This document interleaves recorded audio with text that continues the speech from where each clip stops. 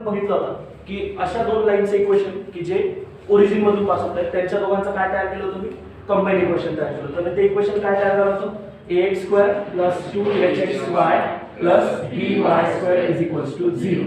आता दोन linear equation जे ओरिजिन मधून पास होत आहेत त्यांचं कंबाईन इक्वेशन. आता हे जे कंबाईन इक्वेशन आहे त्याला सेपरेट करायचं. जो थर्ड थेरम आहे तो महत्त्वाचा थेरम आहे, परीक्षेत विचारला बऱ्याच वेळा विचारला गेला, त्यामुळे आपल्याला तो महत्त्वाचा असेल. अशा इक्वेशनला आता प्रत्येक डिग्री कशी याच्यामध्ये प्रत्येक टर्मची 2 आहे आणि याला काय करायचंय लिनियर मध्ये कन्वर्ट करायचंय. पण ज्या दोन लाईन मला मिळतील, ज्या सेपरेट लाईन मला मिळतील त्या कशा असतील? त्या कशा असतील? ऑब्वियसली हे कोणाचं इक्वेशन आहे? दोन स्ट्रेट लाईन लिनियर आहे, ओरिजिन मधून पास होत आहे, त्यांचं कंबाईन इक्वेशन आहे. मग सेपरेट केल्यानंतर मला काय मिळायला पाहिजे?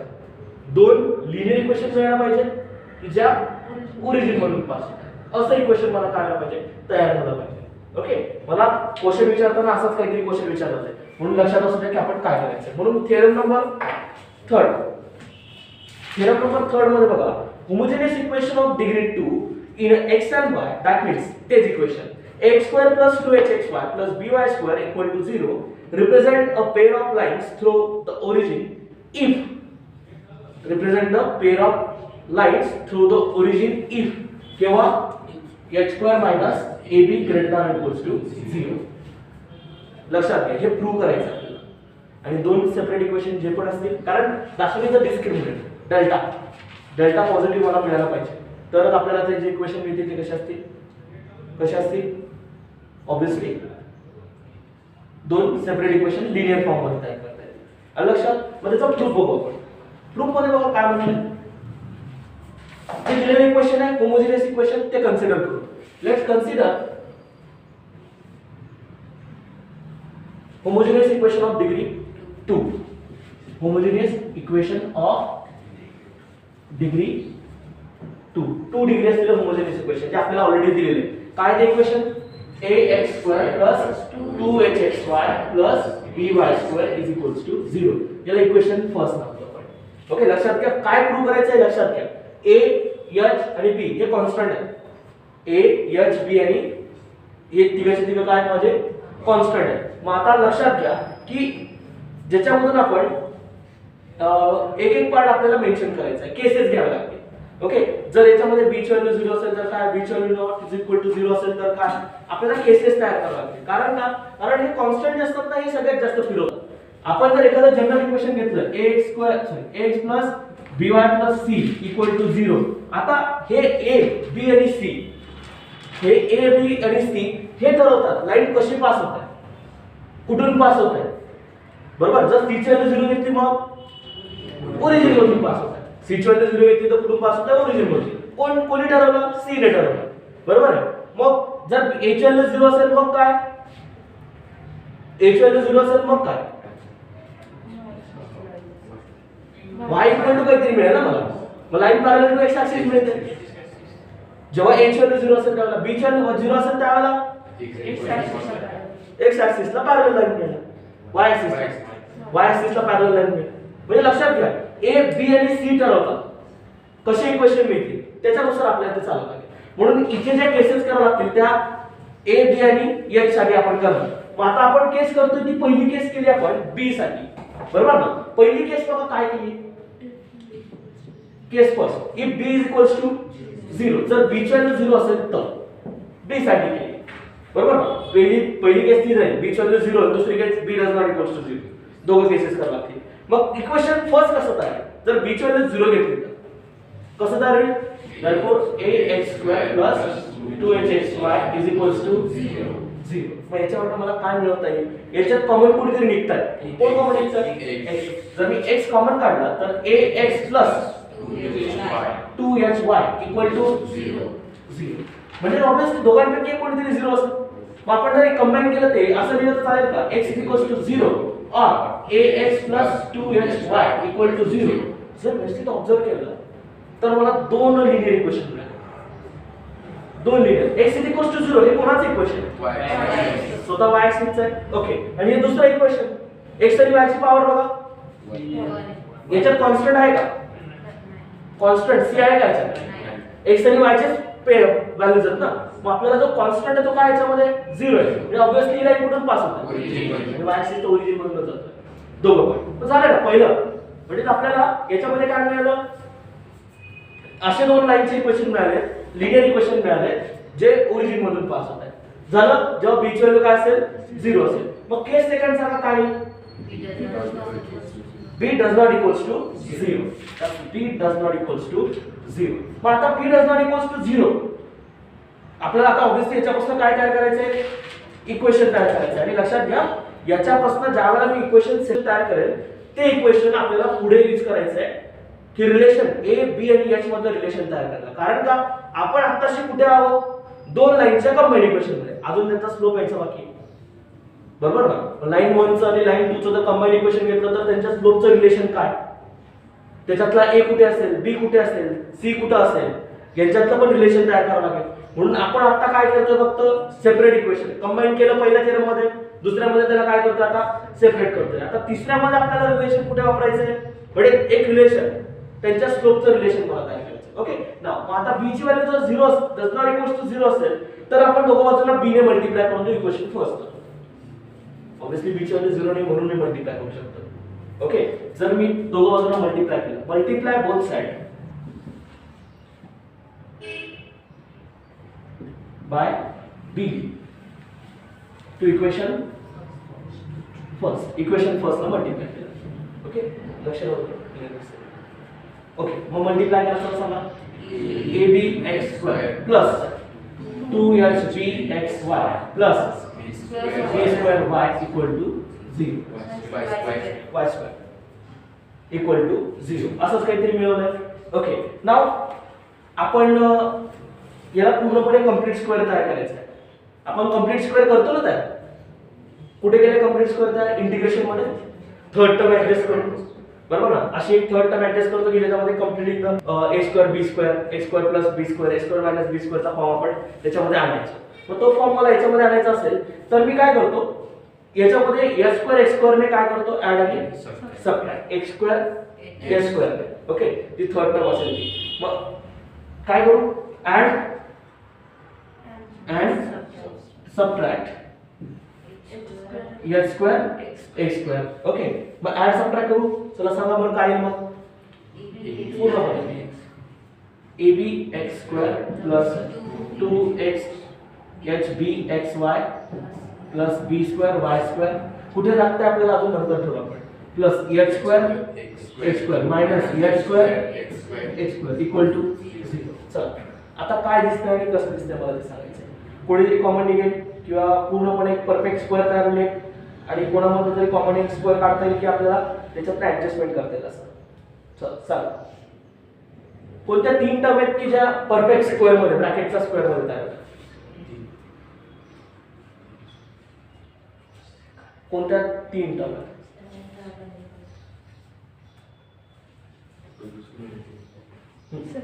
मी याच्यातनं आणि याच्यातनं एक स्क्वेअर कॉमन काढून देतो, किंवा नाही त्याच्यात शेवटच्या याच्यातनं आणि याच्यातनं काय करतो, x² कॉमन काढतो. आणि ह्या जर तीन टर्म बघितल्या तर हा एक परफेक्ट स्क्वेअर दिसतो, कारण b² y² आहे, x² h² x² आहे. आणि जर ब्रॅकेटचं एक्सपान्शन घेतलं तर कोणाचा, by plus hx bracket square. बघा a प्लस b ब्रॅकेट स्क्वेअरचा एक्सपान्शन मिळेल बघा तुम्हाला या तीन टर्म मिळतील, बरोबर. आणि याच्यातनं मी काय करतोय, मायनस x² करतो. अर्थाला कोणता काढतोय, मायनस x². तर ब्रॅकेट मध्ये काय राहील, मायनस काढल्यामुळे हा प्लस होऊन जाईल h² आणि हा प्लस जो आहे तो minus a² minus ab equal to 0. It just look like a² minus b² or not. याला ब्रॅकेटचा स्क्वेअर घेऊ का, स्क्वेअर रूट घेऊन ब्रॅकेटचा स्क्वेअर घेतो, म्हणजे असं दिसेल बघा, by plus hx bracket square minus x² into under root असं घेऊ आपण, h² minus ab bracket square is equals to 0. Square आणि स्क्वेअर रूट कॅन्सल झाले की मला h² मायनस ab मिळते. आता परफेक्ट स्क्वेअर जर अशी विचार केला तर a² मायनस b² याला कंबाईन स्क्वेअर करून घेऊ का, ब्रॅकेटचा स्क्वेअर चालेल, बरोबर ना. म्हणजे a² मायनस b², त्याला रिलीज करा, a minus b into a plus b, बरोबर ना. a minus b into a plus b. चला सांगा बरं. by plus hx minus x into root of a square minus ab into by plus hx plus x into root of a square minus ab equal to 0. बरोबर. व्यवस्थित observe करा. याच्यामध्ये काहीतरी relation सापडेल. एक दोन ब्रॅकेट येतात ना मला. एक तर हा ब्रॅकेट इक्वल टू 0 असेल, एक तर तो ब्रॅकेट इक्वल टू 0 असेल. मग दोघांना इक्वल टू 0 करू. ओके, जसं आपण इथे केलं बघा. दोघांचा प्रोडक्ट इक्वल टू 0 होता. हा इक्वल टू 0 घेतला, हा दुसरा इक्वल टू 0 घेतला. तसंच करायचं. मग असं लिहिलं चालेल का? by plus hx minus x into under root of a square minus equal to 0 और दूसरा ब्रैकेट काय by plus hx plus x into root of a square minus ab equal to 0. आता याला सॉल्व करू आपण. x च्या term बाजूला करून घेऊ. ओके, आता ही एक टर्म x ची आहे, ही एक टर्म x ची आहे. दोघांमध्ये कॉमन x कॉमन निघतोय. बरोबर. या दोघांमध्ये कॉमन कोण निघतोय? x काढून घ्या बाहेर. मग काय दिसेल? therefore by plus x in bracket h minus root of minus ab equal to और इथे पण तसंच करा. by plus x in bracket h plus root of a square minus ab equal to 0. व्यवस्थित विचार केला तर दोन इक्वेशन मिळतात. याच्यामध्ये कॉन्स्टंट दिसतोय का कुठे? कॉन्स्टंट कुठे आहे का? कॉन्स्टंट प्लस c प्लस 5 नाही, b into y plus h into this bracket x into this bracket. Okay, इथे पण तेच आहे. बरोबर ना? पण मला सांगा, these are linear equations. x आणि y ची पॉवर काय दोघांमध्ये? that's why is our two separated equation. दोन सेपरेटेड इक्वेशन आहेत म्हणजे. कोण आहेत? दोन सेपरेटेड इक्वेशन. ओके, की जे दोघंचे दोघं काय लिनियर आहे आणि ओरिजिन मधून काढतात पास होत आहे. पण याच्यामध्ये अजून एक कंडिशन तयार होते. जर h स्क्वेअर मायनस ab ची व्हॅल्यू लेस दॅन 0 असेल तर ती व्हॅल्यू कोणामध्ये जाते? कॉम्प्लेक्स मध्ये. म्हणून h स्क्वेअर मायनस ab काय पाहिजे? Always greater than 0. मग आपल्याला हेच तर पाहिजे होतं ना. बरोबर. प्रूव्ह करताना आपल्याला हेच प्रूव्ह करायला लावलं. h स्क्वेअर मायनस ab काय असायला पाहिजे? Greater than equals to 0. Therefore मागचं मेन्शन काय केलं शेवटी बघा. शेवटी काय मेन्शन केलं आपण? These lines passing through origin from above two case, we conclude that the equation x square plus 2hxy plus by square equal to 0 represent a pair of lines passing through the origin if h square minus ab greater than equals to 0. Bus theorem हा 4 मार्काचा theorem. एवढा जरी विचार केला तर कळतंय? समजतंय सर्वांना? कळतंय का? रिलेशन कळतंय ना? सगळं क्लिअर कट कळतंय? व्यवस्थित समजून घ्या, कारण हा थेरम महत्त्वाचा असेल. आणि याच्यावर मला जे पुढचं रिलेशन करायचे sum and product of slopes. Okay, मला एक सांगा, क्वाड्रॅटिक इक्वेशनचा फॉर्म्युला तुम्हाला माहिती आहे का? क्वाड्रॅटिक इक्वेशनचा फॉर्म्युला हे कळलं का? हो. हा थेरम कळणं महत्त्वाचा आहे. 3 थेरम आहेत. त्या 3 थेरम पैकी एक परीक्षेला कन्फर्म. अजून एक पुढचा अँगल बिटवीन टू लाईन्स, तो एक महत्त्वाचा आहे. तो एक हा एक आणि अगोदरचा आहे combined equation u into v चा, तो एक. हे 3 महत्त्वाचे थेरम्स आहेत. मग आपण जे आता पुढचा प्रूव्ह करणार त्याचं आपल्याला रिलेशन घ्यायचं आहे. ओके, नाउ क्वाड्रॅटिक इक्वेशनचं फॉर्म्युला कसा असतो बरं? तुम्हाला लिहायला लागतं ना की हां, एक क्वाड्रॅटिकचा फॉर्म्युला लिहायला लागतो की ज्याच्यामध्ये आपल्याला क्वाड्रॅटिक इक्वेशन तयार करता येतं. ओके, कसं तयार करता येतं ते लक्षात घ्या. जर त्यांचा स्लोप माहिती असेल किंवा त्यांचे रूट्सवर जर तुम्हाला सांगितलं रूट्स दिले तर त्या इक्वेशनला क्वाड्रॅटिक इक्वेशन मध्ये फॉर्म करा. कसं लिहितो आपण? x स्क्वेअर मायनस त्या रूट्सची काय घ्यायची? सम. तर sum of roots into x plus alternate plus minus plus. Okay, त्या रूट्सची काय घ्यायची? Sum and product of roots equal to 0. That's what is a quadratic equation. जर रूट माहिती असतील तर. आता आपल्याला जे रिलेशन तयार करायचं ते त्यांच्या स्लोपशी रिलेटेड. कोणाशी? स्लोपशी. आपल्या डोक्यात एक ट्यूब पाहिजे. काय? कोणती ट्यूब? एक लिनियर इक्वेशन असलं की त्याचा स्लोप असतो, त्याचे कोएफिशियंट असतात. नंतर जर आता कंबाईन इक्वेशन केलं तर त्यांचं कोएफिशियंट स्लोप यांचा पण संबंध तयार करावा लागेल आपल्याला, कारण हा संबंध आपल्याला एक्झाम्पल्स मध्ये वापरायचा आहे. डोक्यात एक्झाम्पल वाचता वाचता आपल्याला कळायला पाहिजे की हा असं असं काहीतरी असायला पाहिजे, कारण ह्या छोट्या छोट्या गोष्टी आपल्याला महत्त्वाच्या असतात याच्यात. आता आपण पुढे काहीतरी रिलेशन तयार केलं, काय? Sum and product of slopes. Sum and product of slopes. पण कोणाचा स्लोप आणि कोणाचा लाईन आपण आता दोन सेपरेट इक्वेशन तयार केलेत लाईनचे, बरोबर, त्यांचा वापर करायचा आहे. त्याच्या व्यतिरिक्त दोन सेपरेट इक्वेशन तयार केले, square plus 2xy plus by square equal to 0. त्याचे दोन सेपरेट इक्वेशन तयार केले, बरोबर ना. पहिलं इक्वेशन काय होतं? by plus x in bracket h minus root of h square minus ab equal to हे एक होतं. आणि दुसरं कोणतं होतं? by plus x into h plus root of h square minus ab equal to, हे दोन लिनियर इक्वेशन होते ना, दोन लाईनचे इक्वेशन. ह्या दोन लाईनचा स्लोप घ्यायचा, या दोन लाईनचा स्लोप घ्यायचा. ऑब्वियसली दोन्ही लाईन कुठून पास होतात? ऑब्वियसली या फॉर्म मध्ये आहेत का? y equal to m into x या फॉर्म मध्ये आहेत ना त्या. या ज्या दोन लाईन आहेत ते या फॉर्म मध्ये आहेत. मग आपल्याला यांचा स्लोप काढायचा आहे. ओके, यांच्या दोघांचा स्लोप. मग आता आपण एक काम करू, याला इक्वेशन फर्स्ट नाव देऊ आणि याला इक्वेशन सेकंड नाव देऊ. मग आता दोघा लाईनचा स्लोप सांगा चला. हा, y equal to m into x. Okay, पहिल्या लाईनच्या स्लोपला म्हणून m1, दुसऱ्या लाईनच्या स्लोपला म्हणून आपण m2. मग चला सांगा मला आता स्लोप काय असेल पहिल्या लाईनचा? या लाईनचा स्लोप अगोदर या फॉर्म मध्ये आहे, y equal to by equal to minus x into h minus root of h square minus y equal to minus x minus sign बाहेर काढून h ला तिकडे पाठवू चालेल का? की राहू देऊ? राहू देऊ, चला. Minus root of h square minus ab upon b. हा जो कॉन्स्टंट आहे y equal to m into x ना, y इक्वल टू m, हा पूर्ण कोण दिसतोय?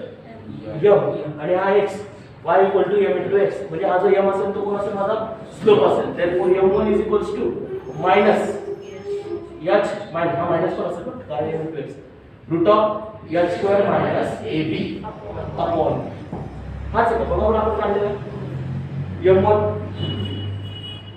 हा तो दुसऱ्या लाईनचा निघाला असेल. m1 हाच आहे ना, लिहिताना चुकीचं लिहिलेलं आहे. m1 हाच आहे नक्की, मायनस साइन बाहेर. ओके, लिहिताना चुकीचं लिहिलं. दुसऱ्याचा प्लस मध्ये लिहिला आणि तिला मायनस साइन काढली. दुसऱ्याचा सांगा बरं स्लोप. या लाईनचा स्लोप आपण असं लिहू, by इज इक्वल्स टू लाईनचे इक्वेशन आहे ना, ठीक, minus x in bracket h plus root of h square minus ab. तिकडचा b इकडे त्याला डिवाइड करा. Minus x h plus root of h square minus ab upon b. Therefore m2 सांगा, minus x bracket h plus root of h square minus ab upon b. दोघं ठिकाणी minus, ठीक आहे, एका ठिकाणी मायनस दिलेलं. ओके, मग आता या दोघांचा आपल्याला काय तयार करायचं होतं? त्यांच्या दोघांचा सम घेऊन बघू.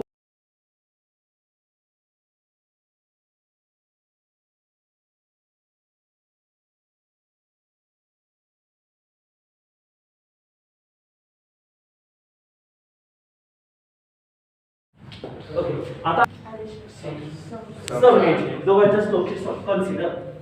दोघांच्या स्लोपची सम काय लक्षात आलं? Okay, m1 plus m2 slope करून घेऊ. तर दोघांच्या स्लोपची सम. चला सम घेऊ बरं आपण. चला सांगा बरं. Minus h minus root of h square minus ab upon b plus, तो प्लस मायनस मायनस बरोबर. चला minus h plus root of h square minus ab upon b बरोबर. चल मग आता आपण काय करायचं याच्यात? डिनॉमिनेटर सेम आहे, न्यूमरेटरची एडिशन मायनस साइन मध्ये टाकू. काय येतं बघ, minus h plus root of h square minus ab minus h minus root of h ab upon b plus minus root of h square minus b है. Thus h minus h minus h sum काय आहे दोघांचे?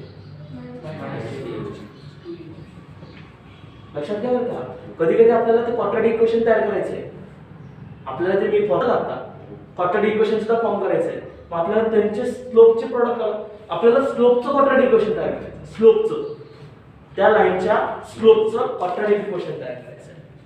कळतंय ना, समजतंय हे? Okay. नंतर आपण त्यांच्या दोघांचं काय घ्यायचं आता, प्रोडक्ट. चल सांगा बरं, consider m1 into m1 into m2. चला सांगा व्हॉट काय, हा minus h minus minus gate plus ना, आपण मायनस मध्ये तो पण मायनस मध्ये, दोघांचा प्रोडक्ट मायनस मध्ये आला म्हणजे ऑब्वियसली काय होईल, प्लस टर्म होईल. मग आपण असं घेऊ मायनस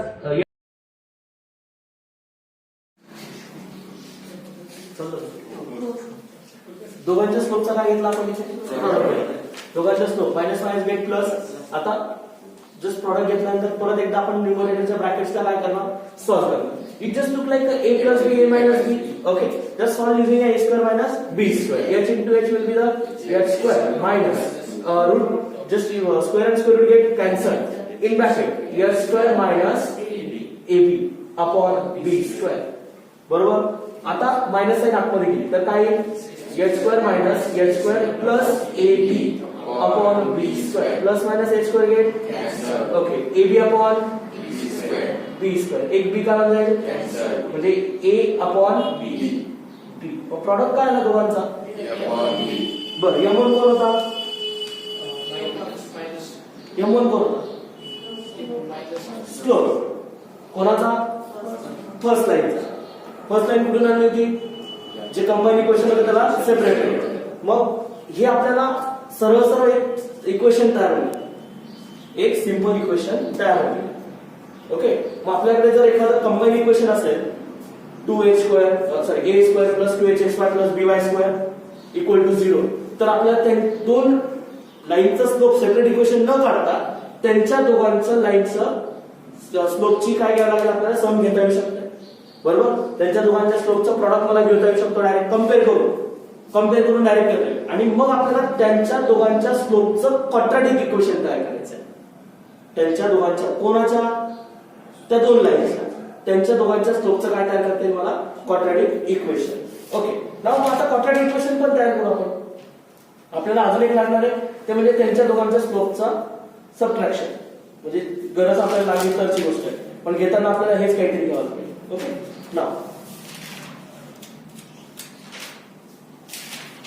थेरोटिकल पार्ट कम्प्लीटच करून टाकायचं, कारण जनरल सेकंड डिग्री क्वेश्चन नाही आपल्याला. बरोबर. तर आपण एक काम करू, चला मग आपण स्लोपचं एक क्वाड्रॅटिक इक्वेशन तयार करू. हे लक्षात असलं बरं का, या दोन लाईन्स त्यांच्या दोघांचं कंबाईन इक्वेशन कोण, x square plus 2hx plus by square. या दोन त्यांच्या सेपरेट लाईन्स आणि हे त्यांच्या दोघांच्या स्लोपचं रिलेशन. बरोबर. मग आपण आता स्लोपचं एक काय तयार करायचं आहे, क्वाड्रॅटिक इक्वेशन. मग लक्षात असू द्या स्लोपचं काय रिलेशन आहे, ते प्रॉडक्ट काय असतो तो आणि सम काय असते ती, दोघंही लक्षात असू द्या. मग आपण एक काम करू, त्यांचं एक क्वाड्रॅटिक इक्वेशन, आपण एक फॉर्म्युला घेतला, आता जस्ट फॉर्म्युला घेतला x square minus sum of the roots into x. Okay. आता जर मी स्लोपचं क्वाड्रॅटिक इक्वेशन घेतोय तर m1 आणि m2 म्हणजे स्लोप ते त्याच्या काय असतील, रूट असतील का, बरोबर ना. मग आपण फक्त त्याच्या जागी ऑप्टेन असं करू, m square minus sum of roots into m plus product of roots. कारण रूट जे असतील ते त्याचे स्लोप्स असतील. क्वाड्रॅटिक इक्वेशन आहे, क्वाड्रॅटिक इक्वेशन सॉल्व्ह केलं तर तुम्हाला किती रूट मिळतील, 2 रूट मिळतील. 2 रूट मिळाले की मग आपल्याला काय मिळेल, त्या क्वाड्रॅटिक इक्वेशनचे रूट मध्ये ते दोघेही कोणाच्या लाईनचे स्लोप्स असतील, दोन सेपरेट लाईनचे इक्वेशन मध्ये रिलेशन लक्षात घ्या काय काय सापडतं याच्यामध्ये. मग आपण आता पुट करून द्या, सम ऑफ रूट्स काय होतं, minus 2h upon b into m plus a upon b equal to 0.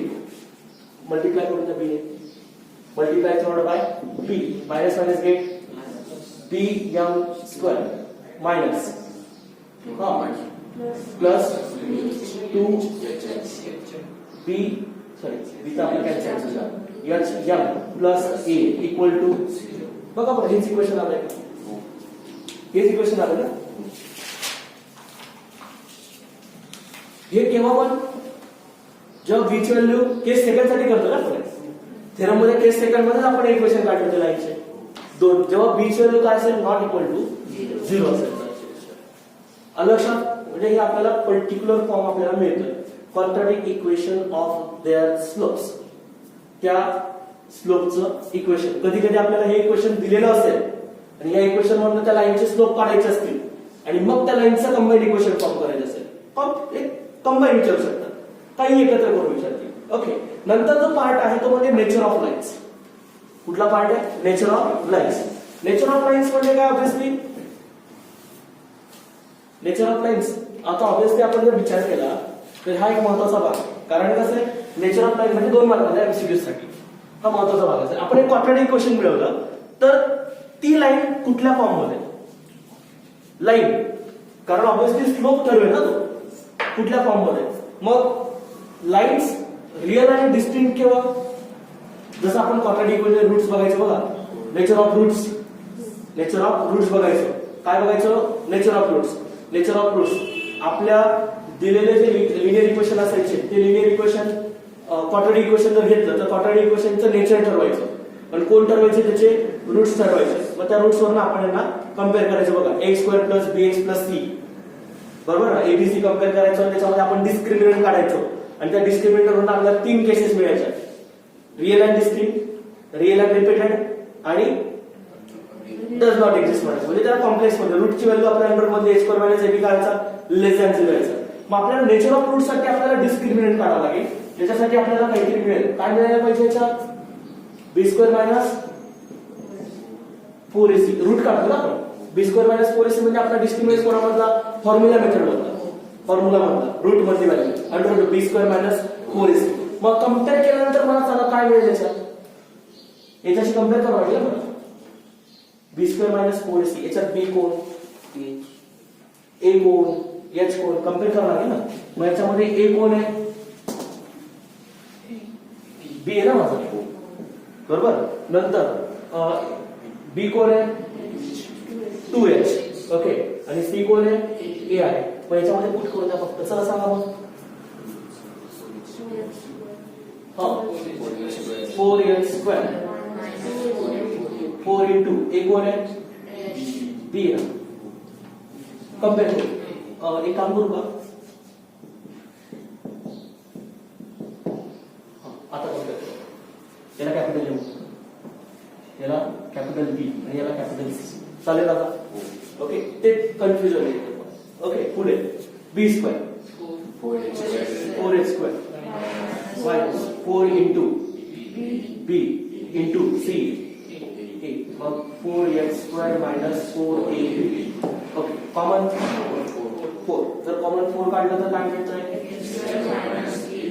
तो चालेल ना h² - ab ओके पुढे 3 केसेस बघा कोणत्या मिळतात पहिली केस रूट मध्ये तर हा 4 बाहेर निघालं 2 होईल पण परत याच्यामध्ये विचार करावा लागेल मग if h² - ab greater than 0 strictly greater than 0 h² - ab strictly greater than 0 then the lines are real and distinct